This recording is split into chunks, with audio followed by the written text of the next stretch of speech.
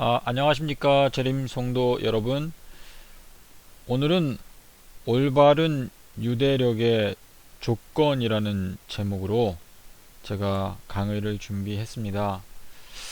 제가 성경과 또 예언의 신과 또 천문 데이터와 또 이스라엘 나라의 달력을 가지고 예수님께서 서기 30년도 6월절이었던 수요일에 돌아가시고 일요일에 부활하셨다는 사실을 제가 여러 강의를 통해서 설명을 자세히 드렸지만 아직도 많은 분들이 예수님의 수요일 십자가 사건에 대해서 많은 불신의 정신을 여전히 갖고 계신 것을 보면서 제가 마음 아프게 생각하면서 이 강의를 준비했습니다.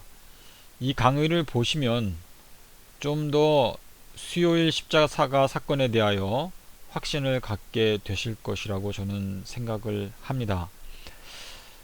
제가 오늘까지 이 문제를 공부하면서 알게 된 것은 사실 이 세상에 공신력을 갖고 있는 유대력은 단 한 가지밖에 없다는 것입니다. 그것은 이스라엘 나라에서 사용하는 달력인데요. 물론 그 소수의 극단적인 견해를 갖고 계신 분들이 현재 이스라엘 나라가 사용하는 유대력이 문제가 있다라고 말을 하시는 분들이 있습니다. 근데 제가 그분들의 주장을 어떤 성경적인 근거가 있는지 찾아보고자 했는데 성경적인 근거가 없습니다. 그래서 제가 그러면 강의를 시작해 보겠습니다. 유대력의 올바른 조건, 그러니까 믿을 만한 유대력이 되기 위한 세 가지 조건이 있습니다. 그것은 달의 변화와 조화를 이루어야 합니다. 유대력은 달에 기초하고 있습니다. 이 문제를 우리가 생각해 보겠습니다. 잠깐. 여러분, 아담과 하와가 이 땅에 태어나서 맨 처음으로 깨닫게 된 시간의 단위는 하루였을 것입니다. 해가 뜨고 지는 그 과정을 보면서 이것이 바로 하루구나. 그 다음으로 깨닫게 된 시간의 단위는 바로 한 달입니다. 밤마다 뜨는 달의 모양을 보면서 달이 점점 커져서 보름달이 되었다가 또 작아져서 완전히 초생달이 되었다가 이러한 과정이 반복되는 것을 보면서 아담과 하와는 한 달의 의미를 깨닫게 되었습니다. 하지만 1년이라고 하는 지구가 태양을 공전하는 그 1년이라고 하는 의미를 깨닫기까지는 아담과 하와가 12달 365일을 지나서야 이것이 바로 1년이구나 하는 것을 깨닫게 되었습니다. 그래서 자연적으로 아담과 하와는 달에 기초한 시간 단위에 맨 처음부터 익숙해질 수밖에 없었던 것입니다. 그래서 유대력이 달에 기초하고 있습니다. 그리고 두 번째는 윤달의 주기가 일관성을 유지해야 한다는 것입니다. 유대력은요 19년에 7번의 윤달이 들어 있습니다. 근데 그 반복되는 패턴이 1, 2, 2, 2, 1, 2, 2 이런 식으로 반복이 됩니다. 요 윤달의 주기는 제가 조금 있다가 기회가 되면 이 윤달 주기표를 보여드리도록 하겠습니다. 그래서 여러분이 어떤 달력을 보시더라도 그 윤달이 반복되는 주기가 일관성이 있어야 합니다. 일관성이 없다면 그것은 믿을 만한 달력이라고 할 수가 없습니다. 그리고 BC 473년에 시작되는 유대력은 윤달이 없습니다. 즉 BC 473년도에 시작해서 BC 472년도 초에 맞춰지는 유대력은 12달이어야만 합니다. 그 근거는 에스더 3장 7절에 기초하고 있습니다. 여기에 보시면은요, 하만이 무리가 하만 앞에서 날과 달에 대하여 부르 곧 제비를 뽑았는데 12달 중에서 한 달을 뽑았다 라는 성경 말씀이 있습니다. 다시 말해서 이 제비를 뽑은 때가 바로 473년도였습니다. 그래서 이 해에는 윤달이 없었기 때문에 제비를 뽑을 때 12달 중에서 뽑았던 것입니다. 만약에 이 해에 윤달이 있었다면 12달 중에서 뽑았다고 성경에 기록하지 않고 13달 중에서 뽑았다고 기록했어야 되겠죠. 그래서 여러분이 어떤 달력을 보시든지 혹시 그 달력이 기원전 472년도 초에 제2아달월, 다시 말해서 13번째 달이 있으면 그 달력은 오류가 있는 달력이라고 생각하셔도 괜찮습니다. 우리가 에스더가 금식한 배경을 한번 살펴보겠습니다. 이 문제는 제가 참 마음 아프게 생각하는 문제입니다. 우리 재림교회가 이 문제를 잘못 해석하고 있습니다. 3장 12절에 보시면은요, 정월 13일에, 이건 니산월입니다. 왕의 서기관이 소집되어 하만의 명을 따라 왕의 대신과 각 도 방백과 각 민족의 관원에게 아하수에로 왕의 이름으로 조서를 쓰되 곧 각 도의 문자와 방언으로 쓰고 왕의 반지로 인치니라. 3장 13절 가시겠습니다. 12월 곧 아달월 13일 하루 동안에 모든 유다인을 다 진멸하고, 요것이 바로 조서의 내용입니다. 왕의 도장으로 인을 쳤는데요, 12월 곧 아달월, 여기 12월이라고 되어 있죠. 제가 아까 말씀드린 것처럼 제비를 뽑았을 때 12달 중에서 한 달을 뽑았는데 그 뽑은 달이 아달월이었습니다. 그래서 12번째 달 12월 13일 하루 동안에 모든 유다인을 다 죽여라 라는 것이 조서의 내용이었습니다. 그래서 그러니까 이 조서가 내린 날은 바로 정월 13일 니산월 13일이었습니다. 그 조서가 발표되자마자 모르드게가 대성통곡하면서 대궐문 앞에까지 이르러서 그 대궐문 앞에서 대성통곡을 하고 있었습니다. 이때에 에스더가 모르드게에게 사람을 보내서 도대체 무슨 일이냐고 물어봅니다. 그때에 모르드게가 에스더에게 조서의 내용을 말하고, 에스더, 너가 만약에 이러한 재난의 때에 왕비라고 해서 살아남을 수 있을 거라고 자기 자신만 생각하고 유대 민족을 위해서 어떤 행동을 하지 않는다면 하나님께서는 다른 방법으로 유대 민족을 구원하실 것이고 너는 큰 실수를 하는 것이다 라고 말을 합니다. 그때에 에스더가 이런 말을 했습니다. 당신은 모르드게입니다. 당신은 가서 수산에 있는 유다인을 다 모으고 나를 위하여 금식하되 밤낮 3일을 먹지도 말고 마시지도 마소서. 나도 나의 시녀로 더불어 이렇게 금식한 후에 규례를 어기고 왕에게 나아가리니 죽으면 죽으리이다. 네, 에스더는 왕비였지만 왕이 부르지 않았는데 왕에게 나가면 왕이 불쾌하게 생각해서 왕이 갖고 있는 금홀, 그 홀을 들어서 환영한다는 뜻을 표시해 주지 않으면 에스더는 즉시 죽게 되어 있습니다. 근데 에스더가 유대 민족에게 3일 밤낮 동안 금식하고 먹지도 말고 마시지도 말라. 나도 나의 시녀와 함께 이렇게 금식한 후에 규례를 어기고 왕에게 나가겠다는 말을 합니다. 여러분 여기 밤낮 3일이라는 표현이 있죠. 요거를 잘 생각하시고 다음 성경절을 보시겠습니다. 자, 5장 1절에 가시면은요.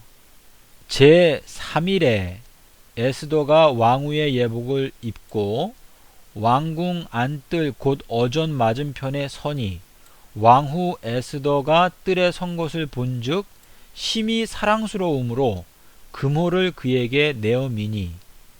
자, 여러분 여기에 보니까 제 3일에 에스더가 왕에게 나갔어요. 그럼 이 3일이라는 표현이 히브리어 원어 성경에 보면 이렇게 써 있습니다. 그때는 셋째 날이었다. 이렇게 써 있습니다. 그런데 재림교회는 이 제3일을요, 금식 세 번째 날이라고 해석을 하고 있어요. 여러분 생각은 어떠십니까? 그러면 에스더가 3일 밤낮 금식한다고 말하고 금식을 이틀만 한 다음에 금식 3일째에 왕에게 나아가서 왕과 하만을 초대하여 그날 잔치를 베풀었습니다. 그게 맞는 말입니까? 재림성도 여러분, 에스더가 제가 바로 전성경적을 보여드리겠습니다. 밤낮 3일을 먹지도 말고 마시지도 마소서. 나도 나의 시녀로 더불어 이렇게 금식한 후에 규례를 어기고 왕에게 나가겠습니다. 이렇게 약속을 했는데 에스더가 금식하다 보니 너무 배가 고프고 또 3일 밤낮 금식하고 왕에게 나가면 자기 얼굴이 너무 초췌해 보여서 왕에게 오히려 버림을 받을까, 불쾌한 느낌을 왕에게 줄까 걱정되어서 금식을 이틀만 하고 금식 3일째 되는 날 왕에게 나가서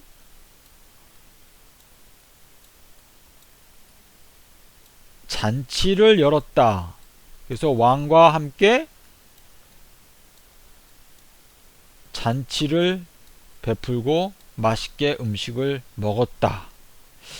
이것이 재림교회의 현재 해석의 현실입니다. 이거를 근거로 해서 예수님께서 금요일날 돌아가셨다고 주장을 합니다. 그래서 금요일, 토요일, 일요일 이렇게 주장을 합니다.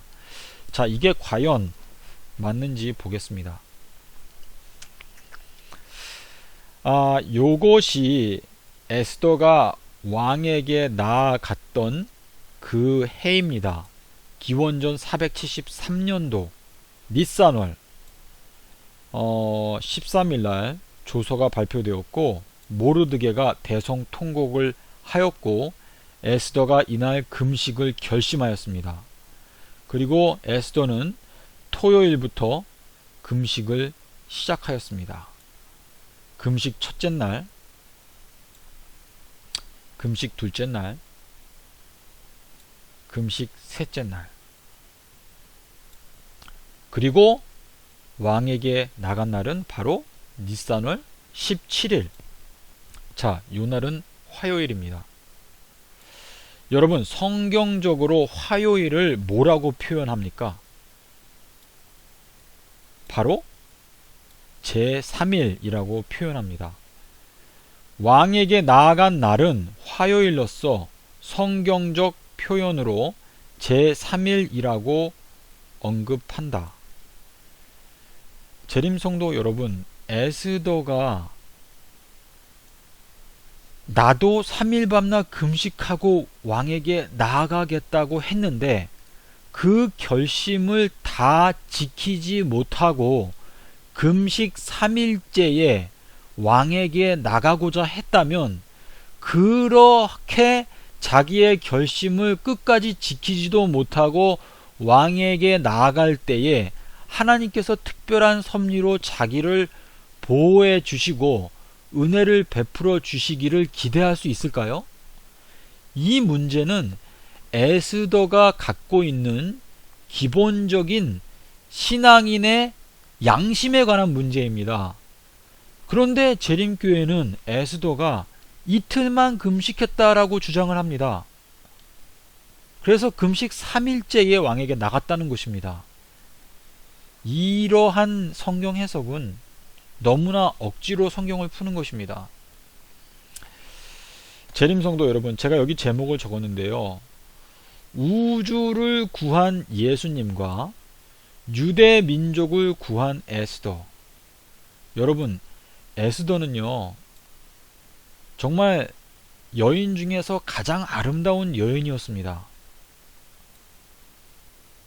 그런데 예수님은요, 그분의 옷에 대해서, 이 옷은 성품을 말하는데요, 시편에 보시면은요, 그 옷이, 왕의 옷은 6개의 향기가 있다 라고 표현하고 있습니다.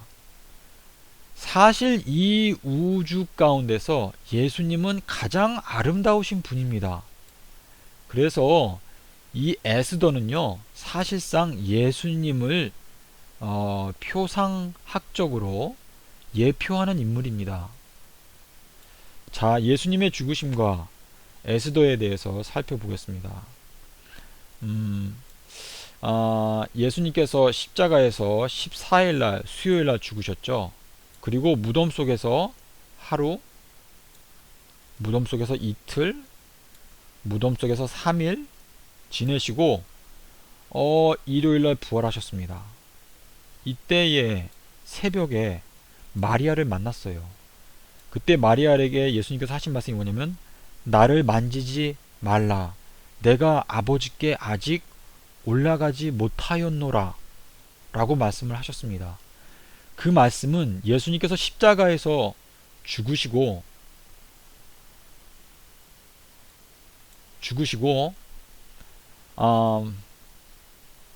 무덤 속에서 3일 계신 후에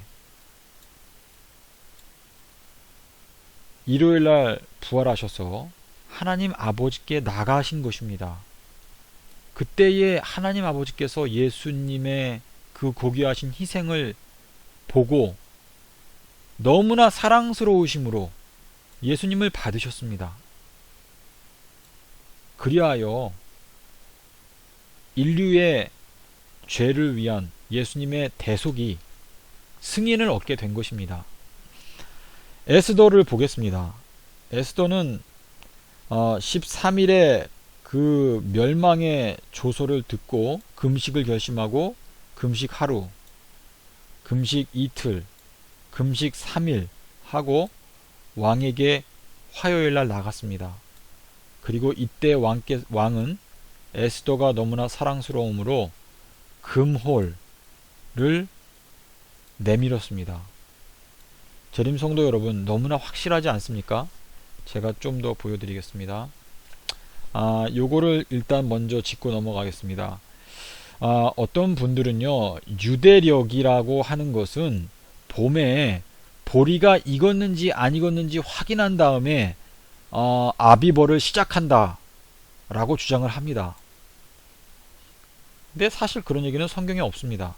제가 하틀랜드라는 그 학교, 대학교와 비슷한 곳인데요, 거기에 어떤 그 직원분이 이런 주장을 하시더라고요. 그러면서 보리가 다 익은 다음에 니산호를 아비보를 시작하라는 말씀이 성경에 있대요.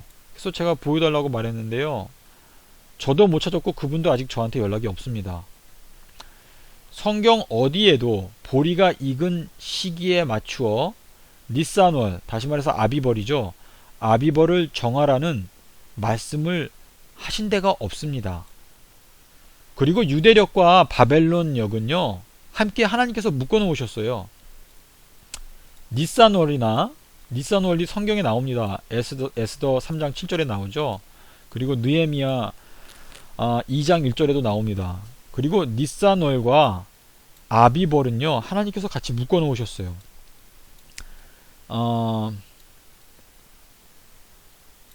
요 문제는요, 그 에스라 6장 19절에 보시면은 확인하실 수 있습니다. 여기 우박재앙을 한번 보겠습니다. 우박재앙 때에 보리가 우박으로 인해서 망가졌습니다. 출애굽기 9장 31절에 있는 말씀인데요. 그때에 우박재앙이 내렸을 때에 보리는 이삭이 나왔기에 상하였다 그랬습니다. 근데 여기 이삭이라는 요 히브리어 단어가 아빕이에요. 아빕. 그래서 일단 우리가 시간을 거슬러서 여러분 우박재앙이 시작돼서 우박재앙이 끝날 때까지 며칠 걸렸을 것 같으십니까? 그리고 여덟 번째 재앙이 메뚜기 재앙인데요. 이 메뚜기 재앙을 보시면 하나님께서 밤새 그리고 낮 동안 밤새 그리고 낮 하루 종일 바람을 불게 하셔서 메뚜기를 몰아오셨다는 내용이 나옵니다. 그리고 메뚜기가 애굽 땅에 도착해서 애굽에 있는 모든 풀들을 다 먹어버렸습니다.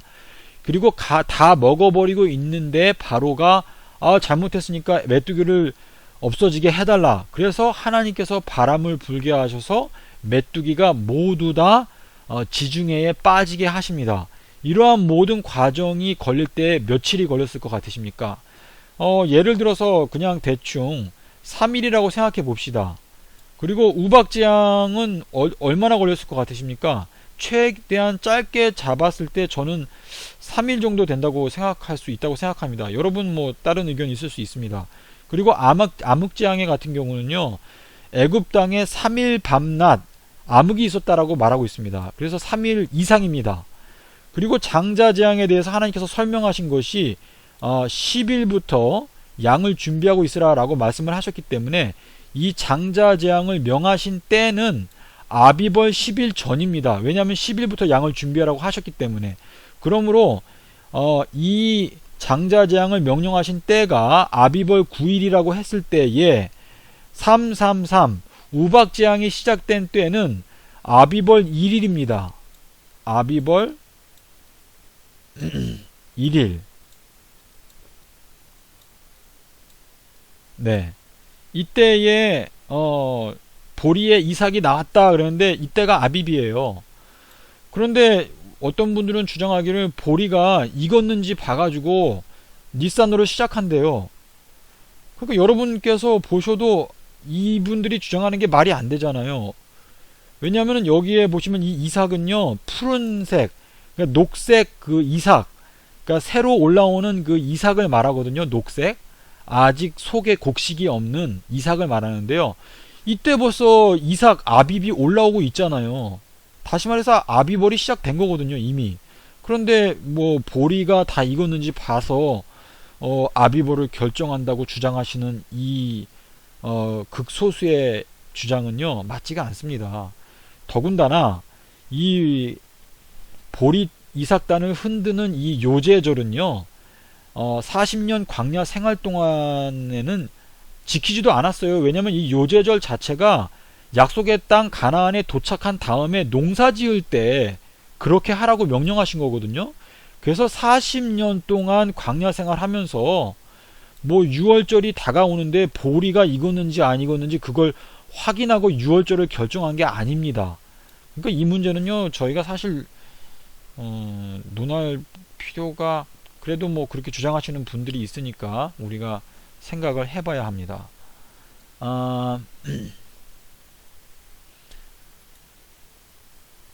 네, 요거는 이제 제가 달력을 좀 보여드리겠습니다.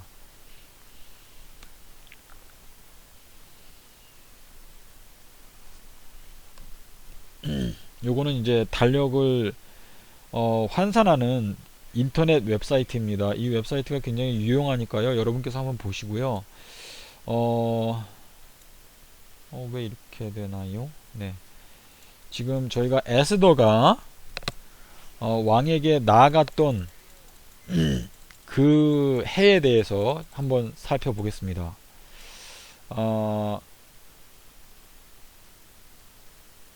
473년입니다.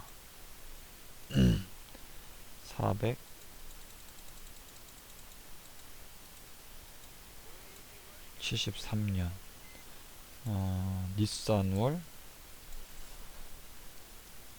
13일.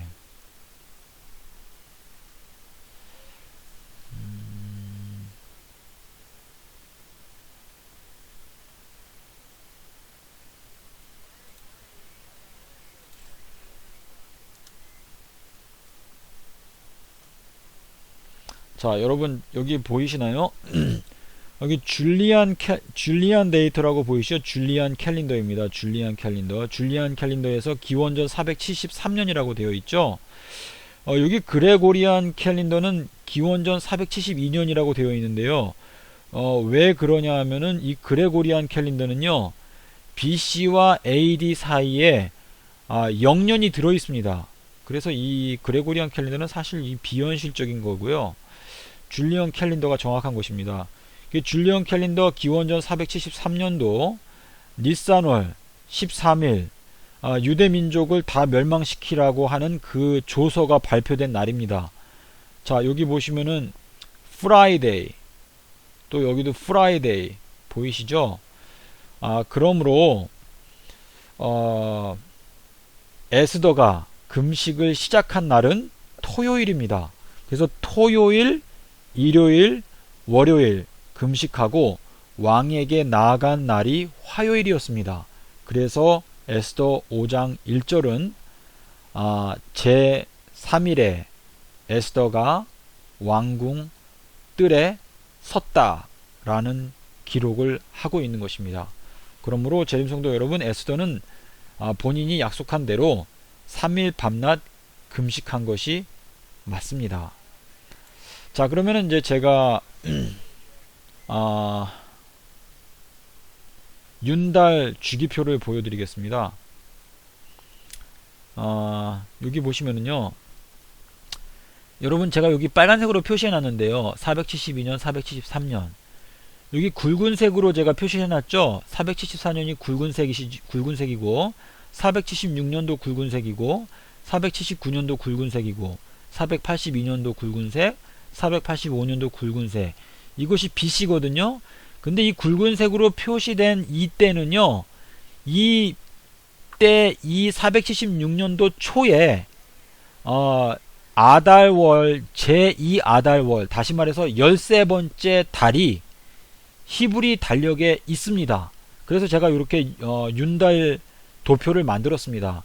근데 여러분께서 여기 보시는 것처럼 472년도 빨간색으로 표시했는데 요 472년도 초에 그 윤달이 없습니다.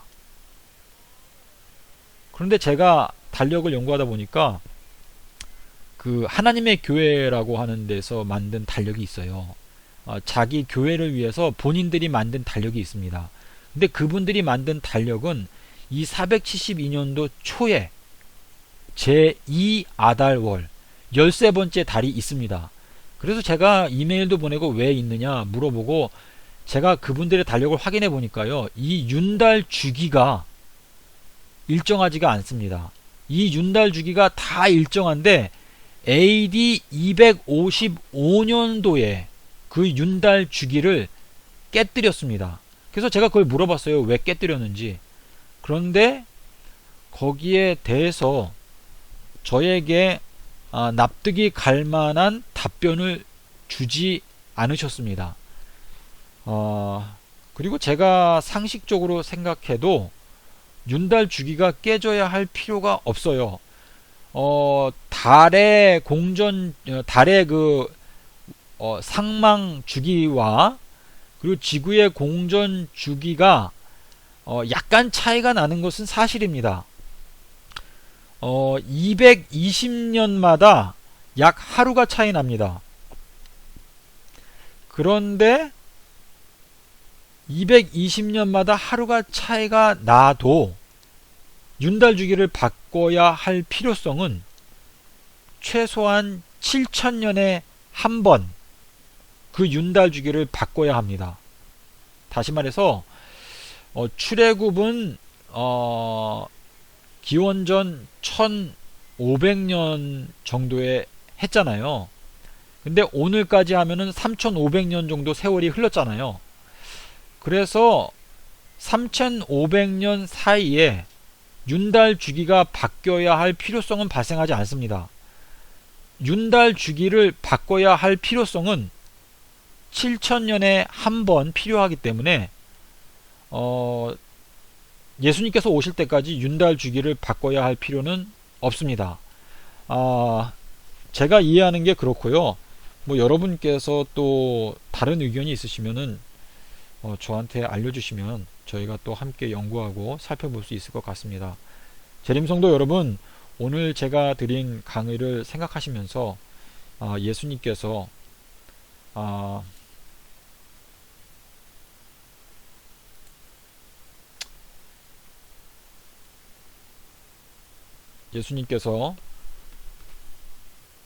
수요일날 돌아가시고 일요일날 부활하셨다는 그 진리를 마음 가운데 받아들이게 되시는 하나님의 은혜가 여러분과 함께 하시기를 바랍니다. 주님 진실로 속히 오십니다.